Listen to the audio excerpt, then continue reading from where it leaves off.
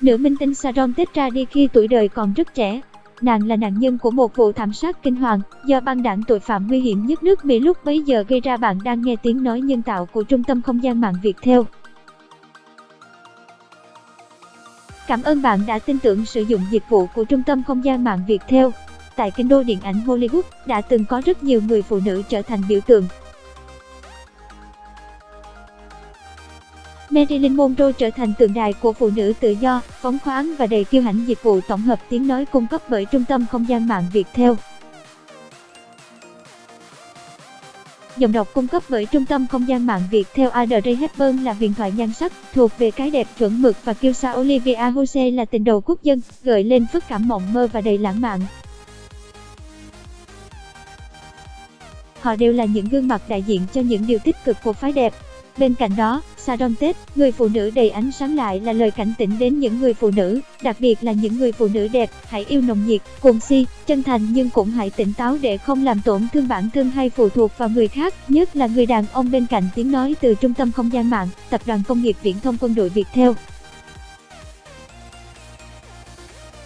Cái chết thảm khốc của người đàn bà đẹp nhất nhì Hollywood trong vụ thảm sát rúng động nước Mỹ gợi lên trong lòng người hâm mộ một nỗi buồn, sự tiếc thương sâu sắc cho người phụ nữ chỉ vì yêu sai người mà hỏng cả một đời. Cảm ơn bạn đã sử dụng dịch vụ của Trung tâm Không gian mạng Viettel.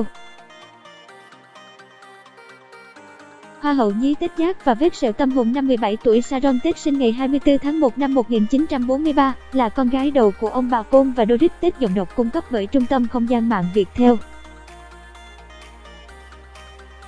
Cảm ơn bạn đã sử dụng giọng đọc nhân tạo của Viettel.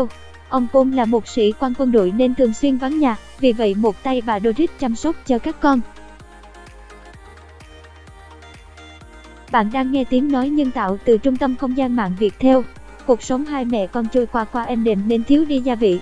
Để đỡ buồn chán, bà Doris đã đăng ký cho cô con gái xinh đẹp tham gia các cuộc thi sắc đẹp dành cho lứa tuổi thiếu nhi. Dịch vụ tổng hợp tiếng nói được phát triển bởi Trung tâm Không gian mạng Viettel. Mục đích ban đầu của Doris chủ yếu là để con có bạn bè và bà cũng trở nên bận rộn hơn, chứ hoàn toàn không nghiêm túc muốn con gái dấn thân vào con đường showbiz. Bản quyền thuộc về Trung tâm Không gian mạng Viettel. Ai ngờ ngay trong cuộc thi đầu tiên từ ngày mới 6 tháng tuổi, Sharon đã đoạt vương miện Hoa hậu sơ sinh của Dallas vào mùa hè năm 1943. Mẹ của Sharon tin rằng đây chính là con đường sáng lạng cho tương lai của con gái. Cảm ơn bạn đã sử dụng giọng đọc nhân tạo của Viettel. Tiếng nói từ Trung tâm Không gian mạng, Tập đoàn Công nghiệp Viễn thông Quân đội Viettel. Sharon sau đó còn tham gia nhiều cuộc thi sắc đẹp ở châu Âu và liên tục giành chiến thắng rồi mới quay trở lại Mỹ, bước đầu đặt nền móng cho tham vọng trở thành Marilyn Monroe thứ hai của Hollywood. Sự bất hạnh của Sharon đã bắt đầu năm cô mới 17 tuổi. Theo cuốn tiểu sử Sharon Tate, Alice Hare của tác giả Ed Sanders, Sharon Tate từng thừa nhận bị một người lính Ý cưỡng bức năm 17 tuổi. Giọng đọc cung cấp bởi Trung tâm Không gian mạng Viettel. Tuy nhiên, sự quật cường đã giúp cô gái trẻ vượt qua nỗi đau để tiếp tục sống. Vết sẹo tâm lý cũng ngày một phai mờ. Cảm ơn bạn đã sử dụng giọng đọc nhân tạo của Viettel. Cảm ơn bạn đã tin tưởng sử dụng dịch vụ của Trung tâm Không gian mạng Viettel. Là một cô gái trẻ cực kỳ xinh đẹp và luôn nhận được sự chú ý của đám đông, Sharon Tate luôn cho thấy tham vọng được nổi tiếng của mình. Bản quyền của Trung tâm Không gian mạng Viettel. Mặc dù vẫn còn ngồi trên ghế nhà trường và cách xa kinh đô điện ảnh Hollywood hàng ngàn cây số, nhưng Sharon Tate cố gắng tìm mọi cách để có cơ hội đứng trước ống kính máy quay. Cảm ơn bạn đã sử dụng giọng đọc nhân tạo của Viettel. Năm 1960, Sharon Tate được xuất hiện trên trang bìa tạp chí quân đội Mỹ Star and Stripes và một tập trong TV show The Carbon TV Horror được quay tại Venice. Tate sở hữu bộ phim đầu tay ngay một năm sau đó. Dù khi ấy mới 19 tuổi, mẹ của Tate đã cho phép một nam diễn viên đồng nghiệp của con gái, Jack Palance, đưa cô đi hẹn hò. Bạn đang nghe giọng đọc phát hành bởi Trung tâm Không gian mạng Viettel. Cảm ơn bạn đã sử dụng giọng đọc nhân tạo của Trung tâm Không gian mạng Viettel. Ngoài ra, Sharon còn trải qua mối tình trống vánh cùng tài tử Richard Gere sau khi gặp anh tại một phim trường ở Verona. Mùa hè năm 1961 chính là khoảng thời gian cuối cùng Sharon bám trụ lại Verona trước khi cô gặp được cơ duyên phát triển sự nghiệp điện ảnh bản quyền thuộc về Tập đoàn Công nghiệp Viễn thông Quân đội Viettel. Bố của Sharon đã quyết định đưa cả gia đình tới vùng ngoại ô Los Angeles sinh sống giọng đọc cung cấp bởi Tập đoàn Công nghiệp Viễn thông Quân đội Viettel. Cảm ơn bạn đã tin tưởng sử dụng dịch vụ tổng hợp tiếng nói của Trung tâm Không gian mạng Viettel. Đương nhiên cô gái trẻ vô cùng phấn khởi trước việc thay đổi chỗ ở này. Thậm chí, cô háo hức đến mức thúc giục bố mẹ trong vài tháng trời. Sharon quá nóng lòng trở thành ngôi sao điện ảnh và cô không thể chờ đợi thêm giây phút nào nữa. Bạn đang nghe giọng đọc phát hành bởi Trung tâm Không gian mạng Viettel.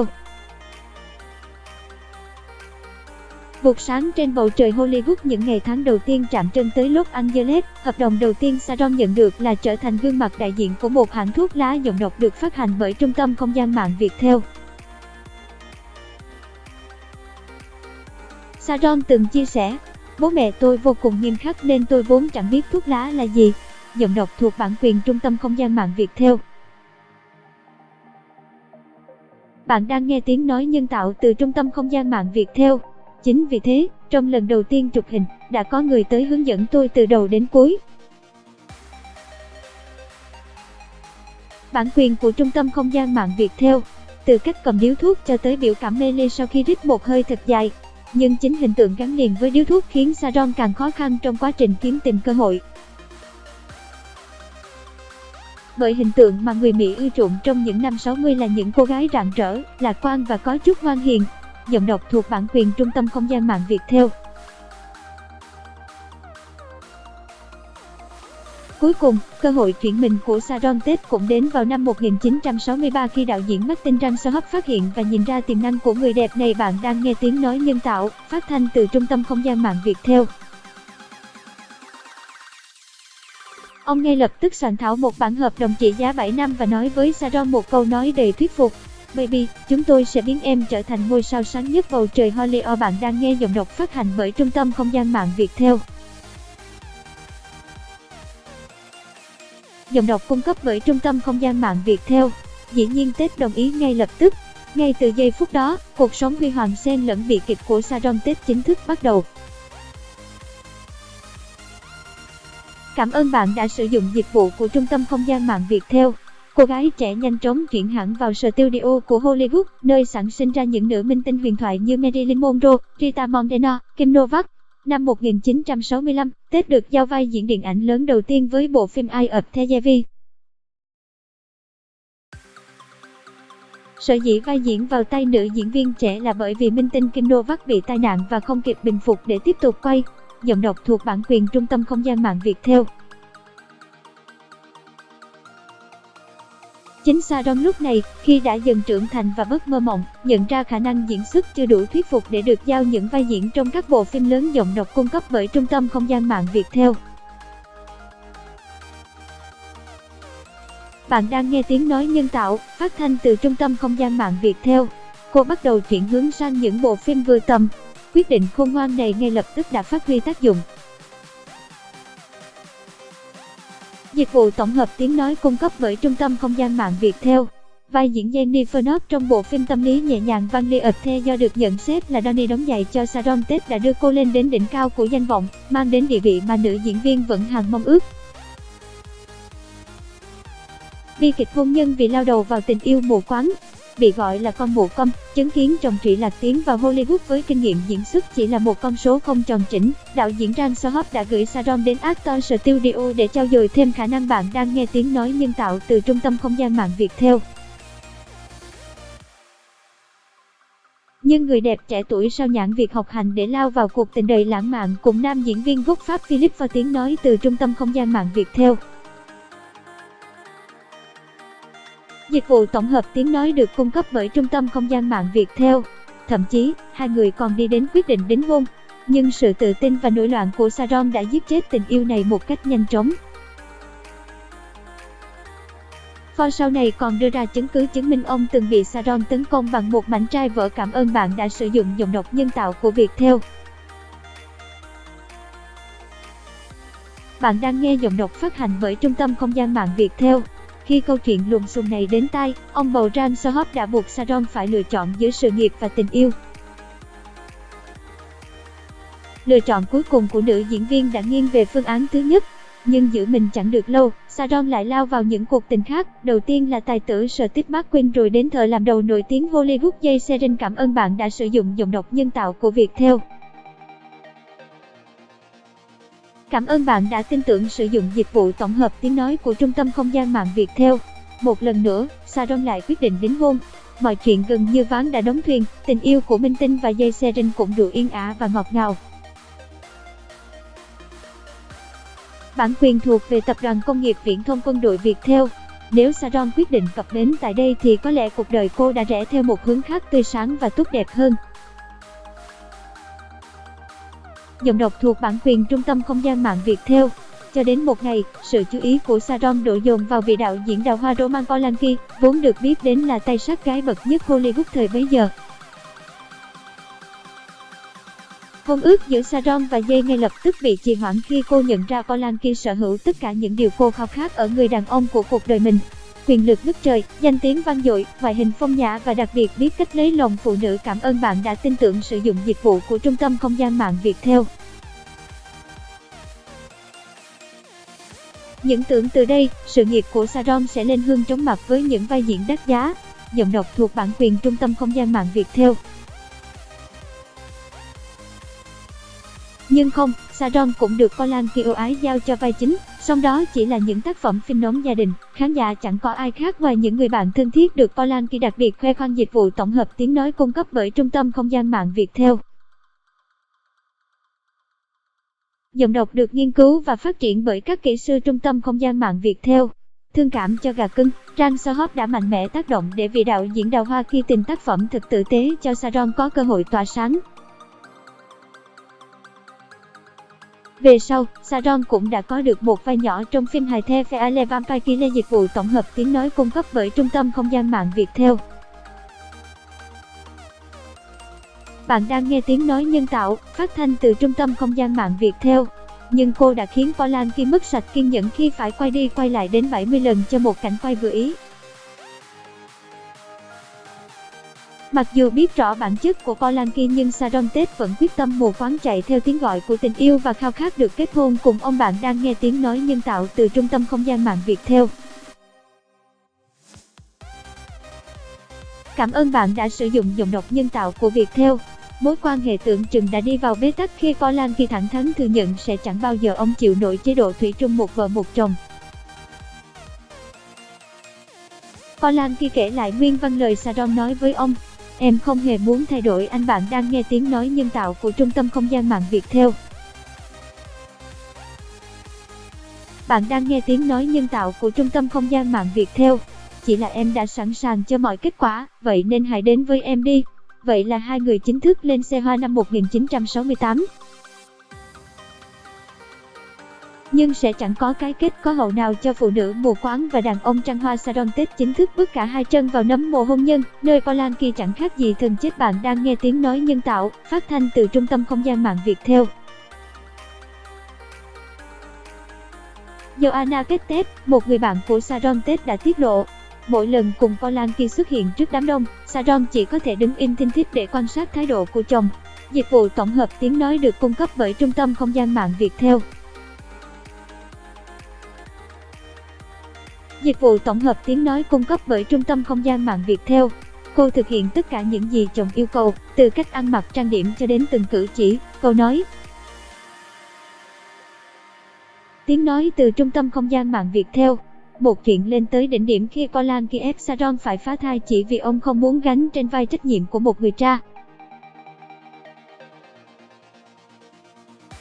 Vì Saron trái lời chồng, nhất quyết giữ con mà mối quan hệ giữa hai người trở nên rạn nứt. Bạn đang nghe tiếng nói nhân tạo của Trung tâm Không gian mạng Viettel. Trong khoảng thời gian này, Saron bị bỏ mặc tại Mỹ còn Polanski thì trở về London, tiếp tục cuộc sống trụy lạc. Bạn đang nghe tiếng nói nhân tạo từ Trung tâm Không gian mạng Viettel. Tiếng nói từ Trung tâm Không gian mạng Viettel. Ông công khai gian díu với nữ danh Camille Saint-Philippe và đưa vô số phụ nữ về nhà. Mùa hè năm đó, Polanski đối xử với vợ chẳng khác gì rác rưởi. Thậm chí, nam đạo diễn còn lăng mạ Sharon trước đám đông khi cô đưa ra ý kiến cá nhân giọng độc được phát hành bởi Trung tâm Không gian mạng Viettel. Đến khi Sharon im lặng, ông lại cười khẩy gọi cô là con mụ công. Cho đến lúc này, Sharon Tate không còn chịu đựng nổi và quyết tâm đệ đơn ly hôn người chồng vô tâm và bạc bẽo. Cảm ơn bạn đã tin tưởng sử dụng dịch vụ tổng hợp tiếng nói của Trung tâm Không gian mạng Viettel. Cảm ơn bạn đã sử dụng giọng đọc nhân tạo của Viettel.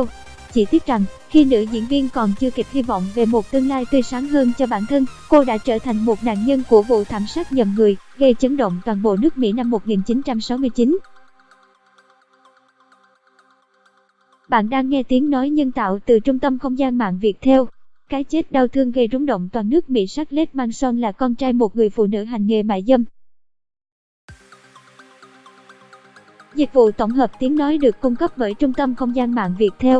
Y là kết quả của một lần lỡ làng giữa mẹ của Y và một vị khách làng chơi nào đó. Ngay từ nhỏ, Scarlett đã bị mẹ đẻ bán cho một quán bia. Giọng đọc thuộc bản quyền Trung tâm Không gian mạng Viettel. Vì thiếu đi tình yêu thương từ gia đình, hắn dần trở nên đổ đốn và phá phách. Sở hữu chỉ số IQ cao nhưng chưa bao giờ Scarlett Manson suy nghĩ đến việc dùng bộ não để làm việc lương thiện. Giọng đọc được phát hành bởi Trung tâm Không gian mạng Viettel. Thay vào đó, Scarlett Manson có tham vọng muốn tạo ra một giáo phái của riêng Y, tuyên truyền những tư tưởng lệch lạc để thu hút những thanh niên cả tin, bất mãn với xã hội, đặc biệt là các cô gái. Cảm ơn bạn đã sử dụng dịch vụ của Trung tâm Không gian mạng Viettel. Đó là cách mà Scarlett thành lập nên nhóm tội phạm nguy hiểm nhất nước Mỹ thời bấy giờ. Scarlett Manson chọn 4 người gồm Ted Watson, Susan Atkins, Patsy Kareninke và Linda Kasabian, được gọi là nhóm gia đình Manson. Dịch vụ tổng hợp tiếng nói cung cấp bởi Trung tâm Không gian mạng Viettel. Cảm ơn bạn đã sử dụng dịch vụ của Trung tâm Không gian mạng Viettel. Tối ngày 8 tháng 8 năm 1969, dưới sự chỉ đạo của Manson, Ted Watson đã dẫn theo Susan, Linda cùng Patricia đến căn nhà thuộc quyền sở hữu của nhạc sĩ Terry Meche và ra lệnh cho đồng bọn tàn sát tất cả những ai có mặt trong đó một cách dã man nhất có thể. Cảm ơn bạn đã tin tưởng sử dụng dịch vụ của Trung tâm Không gian mạng Viettel. Terry Meche vốn là một nhạc sĩ tài năng từng từ chối thu âm cho băng đảng Manson.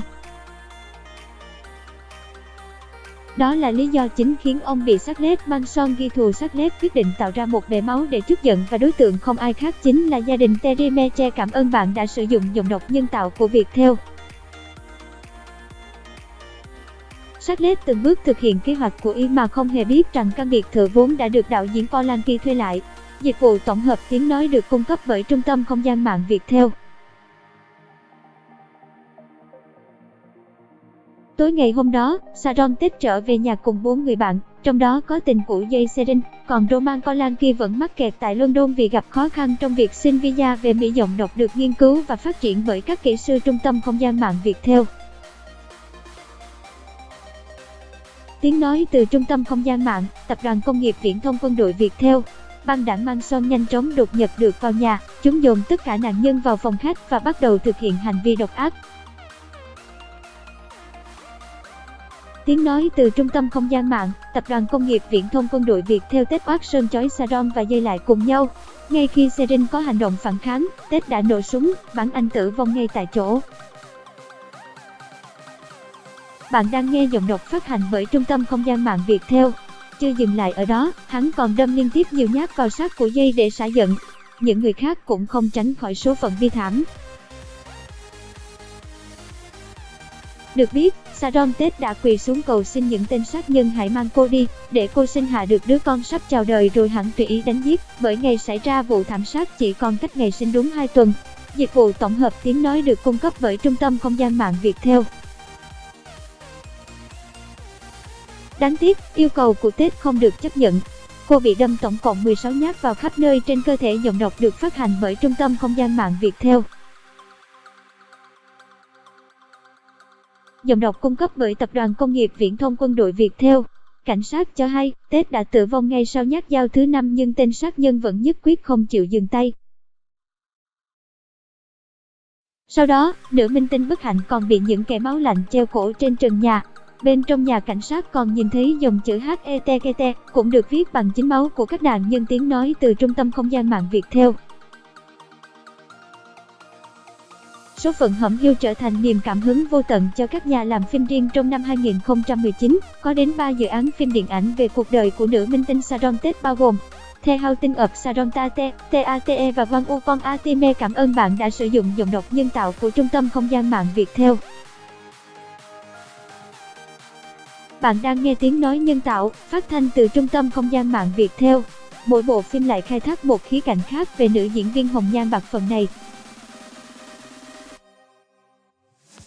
Trong khi The Haunting of Sharon Tate xoáy sâu vào vụ thảm sát tàn khốc ngày 8 tháng 8 thì TATE lại tập trung vào vẻ đẹp và hào quang của Sharon Tate, vốn là những điều bị sự đau thương lấn át bản quyền của Trung tâm Không gian mạng Viettel. Cảm ơn bạn đã tin tưởng sử dụng dịch vụ của Trung tâm Không gian mạng Viettel. Riêng One Upon a Time của đạo diễn Quentin Tarantino, Sharon Tate của Margot Robbie chỉ là vai chính thứ 3 sau nhân vật của hai nam tài tử hàng đầu Hollywood Leonardo DiCaprio và Brad Pitt. Câu chuyện về cuộc đời của Sharon sẽ làm nền cho câu chuyện của hai nhân vật chính giọng đọc cung cấp bởi Tập đoàn Công nghiệp Viễn thông Quân đội Viettel. Tuy vậy, nhân vật do Margot Robbie thủ vai vẫn nhận được sự chú ý đông đảo từ khán giả và người hâm mộ, bởi mảnh đời bi thương của Sharon Tate luôn để lại niềm đau xót xa cho những người hâm mộ giọng đọc cung cấp bởi Trung tâm Không gian mạng Viettel. Mặc dù người đời sẽ nhớ về cô nhiều hơn như một nạn nhân xấu số của vụ thảm sát nhầm người, nhưng vẻ đẹp của nữ minh tinh vẫn mãi là một tượng đài khó lật đổ tại kinh đô điện ảnh Hollywood. Bản quyền thuộc về Trung tâm Không gian mạng Viettel.